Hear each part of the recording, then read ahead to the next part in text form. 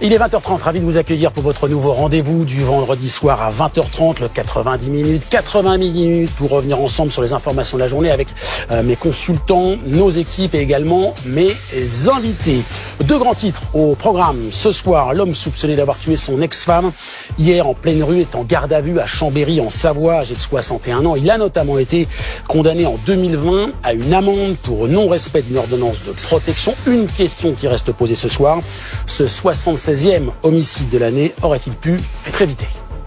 Il était assez dépressif apparemment, bon, mais très peu loquace, très peu. Parce qu'il était tellement accro après cette femme, il ne se faisait pas sa séparation. Il n'acceptait pas que sa femme soit partie, de perdre ses enfants, tout ça, vous voyez.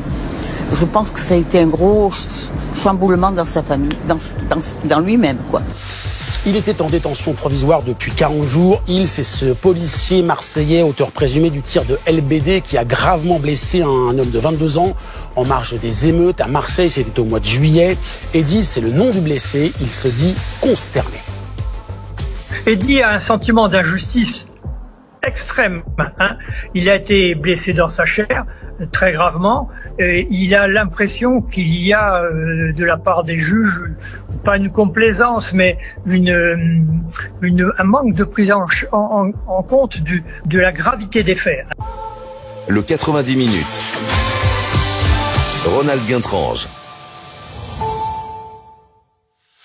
Et puis, comme chaque vendredi, vous le savez, votre document Ligne Rouge Week-end, ce soir, c'est une enquête exceptionnelle sur le mystère Émile. Émile, c'est ce petit garçon de 2 ans et demi. Il a disparu le 8 juillet dernier dans le hameau du Haut-Vernay, dans les Alpes de Haute-Provence. Depuis, l'enquête pour disparition inquiétante s'est transformée en enquête pour enlèvement, arrestation, détention et séquestration de mineurs. Mais au final, près de 2 mois après cette disparition, toujours aucune piste officiellement.